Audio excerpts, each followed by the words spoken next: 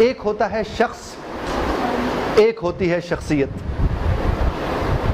شخصیت شخص کی ہوتی ہے، ایسا ہے، لیکن یہ اس کی شخصیت ہوتی ہے جس کی بنیاد پر وہ شخص یاد میں رہتا ہے، ایسا ہی ہے نا۔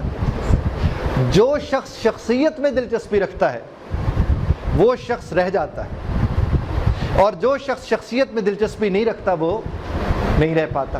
لیکن پھر شخصیت کے ساتھ ہوتا ہے کردار۔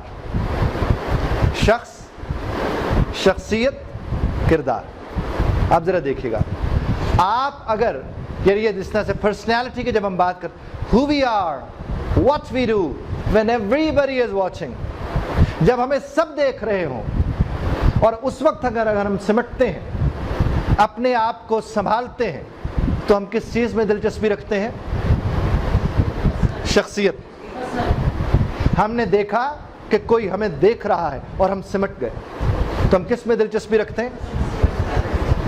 شخصیت۔ اور جب ہمیں کوئی نہ دیکھ رہا ہو، ہم پھر بھی سمٹ رہے ہو، تو ہم کردار میں دلچسپی رکھتے ہیں۔ بات پہنچ رہی ہے؟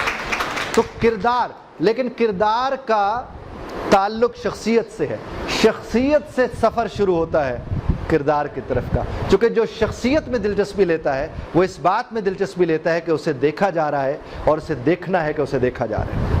Normally I say the moment you come to know that you're being watched, you're being observed, you're being noticed, you need to notice that you're being noticed. اور جس گھڑی آپ یہ سمجھ لیتے ہیں، you simply won't believe it۔ یہ حضرت علی کا بھی یہ فرمان ہے کہ آپ کی تنہائیوں کا پاک ہونا ضروری ہے۔ اصل تو وہ کام ہے۔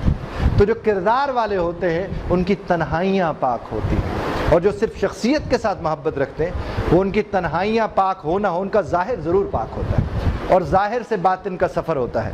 کچھ لوگ باطن سے ظاہر کی طرف جاتے ہیں، لیکن زیادہ تر کام ہمارے ظاہر سے باطن کی طرف، کیونکہ باہر سے کچھ ہوتا ہے جس کی وجہ سے اندر سے کچھ جا کر ہوتا ہے۔ اور جب ہم یہ سمجھتے ہیں تو پھر ہماری زندگیاں مختلف ہو جاتی ہیں۔ تو آپ بھی شخصیت کو اسی اعتبار سے لیں گے۔